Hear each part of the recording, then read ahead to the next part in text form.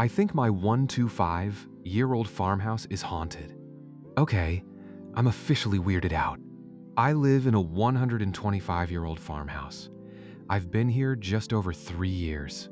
I'm convinced it's haunted, but nothing menacing or scary. Mostly, I hear footsteps on the stairs and the upper level. I've named him Frank. Don't know why. I just have a sense that it's a dude. Biggest complaint about Frank is that he likes to move things. Nothing big, just my crochet hooks or little knick-knacks occasionally. He mostly stays upstairs, but tonight I was sitting on the couch downstairs watching a show. My son is sound asleep upstairs and Hubs is to the world in the bedroom. My dog and cat are snuggled with me on the couch. So I'm sitting there and I hear footsteps on the stairs. It's an old house, so they creak as well. I thought at first it was my son coming down for some water because the steps sounded heavy, like there was weight to them. I kept waiting for him to come into the kitchen. I can see the stairs from my spot, but he didn't. So I called out his name and nothing. Okay, not worried about it. Maybe he started to come down for a drink but changed his mind. But then I heard the steps creak again. My dog is, at this point, very interested. Not like in a bad way. Just in a hey something is their way. We are both looking at the doorway where the stairs end and a figure moved off the stairs and into the kitchen. It was so fast at first, I thought I was imagining things. But Diva jumped off the couch and went into the kitchen. She came back a moment later, seeming very confused. So then I went into the kitchen to see if maybe it was my son getting a drink. He was not in there, but sitting in the middle of the counter was a piece of chocolate. I cleaned the kitchen a couple hours ago, and I was the last person in there. I know there was nothing on the counter when I finished cleaning. And I'm cool with Frank the ghost making noise, but I'm a little less cool with him physically manifesting. But then again, he left me chocolate. But it's not chocolate I have here. So why did he show himself? Why did he leave chocolate? Did he hang out on the stairs so long to gather energy to show himself? UTAF is going on here? Is it even Frank? He's never been so bold before. Paranormal threads. He beats the hell out of my Jima's prayer group she had visit her one night. She woke up to 2 people in dress clothes kneeling at her bed and a lady in robes praying behind them standing up. That night was not a pleasant one afterwards. I saw another thread on here where the ghost got a crush on the woman in the house and started being really mean to the husband in the house. He started getting a sense of dread in his own home. Husband stayed home from work one day alone and the ghost scratched him. Be careful what you accept as a gift. Ghosts have nothing but time. Sounds like he's a pretty chill guy. No spirit is benevolent unless they're evil. You would be able to tell the difference in the air. I've lived in a haunted house for more than 10 years. I've experienced good and bad things. That's how I know about bad energy. You can always talk to them. Have you seen the movie The Others? It's a really good movie with Nicole Kidman. Kinda explains what happens, and I have a feeling it's kinda similar. My extensive horror addiction tells me you need to ignore Frank. He could be pretending to be harmless. I don't think he's malicious. I don't get that energy. The energy hasn't led me wrong yet. I love how your mind goes to Frank. My mind goes, what if there's someone living in the attach or inside the walls or something? Like the guy who found the Chinese lady living in a crawl space and only caught her when he pretended to go to work and saw her come out. Or the Jewish people in the tunnel in Nicaea, and people kept complaining about hearing sounds under their floors. Oh, that's a much more terrifying thought. Fortunately, I don't have an attic. They've taken things, trading them for other things sometimes, moved things, made noises upstairs while I'm downstairs, and the most unsettling is that my knives disappear. Seriously, I'm up to 6 paring knives going missing, 1 steak knife and 1 slightly larger knife. I live alone. Missing knives is totally freaky. I think the question we all want to know is, did you eat the chocolate and was it delicious? Or was it like old 100-year-old chocolate? I did not eat it. It was just a Milky Way miniature. Laughing out loud, I am dieting and it's my favorite. I purged the house of my favorites at the beginning of January. Maybe he found it in my kids' room and brought it down. But I've been in my kids' room. I trust random universe candy more than I trust candy from my teens' room. My nan used to call her friendly visitor Henry. Whenever she couldn't find anything, she'd ask Henry if he'd seen it, and it would appear again. Haha, yes! This is Frank's Mo 100%. I think we are going to see a spike in paranormal activity. The shift of our world right now is stirring things up.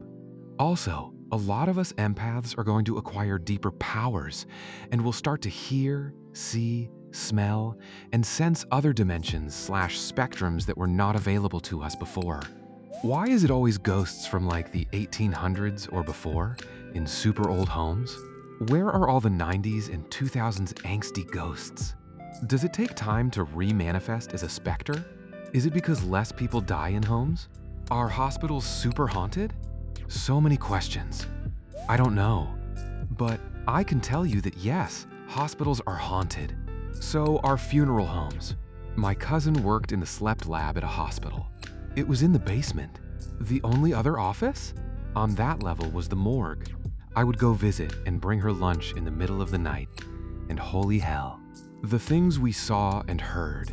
And my ex was a mortician. I spent a lot of time at the mortuary. Also incredibly haunted. And they were not all nice. This reminded me of a friend who had something similar happen. So she asked me what to do. He considers this a shared space, so he has some requests. He'd like you to play some old records and leave out a candy dish with hard candies.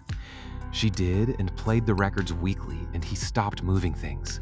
Everything, including spirits, just wants to be seen, heard, and acknowledged. Medium here. Sometimes even friendly ghosts need boundaries, just like friendly living people sometimes do too. The people living with the ghost definitely have authority to make requests.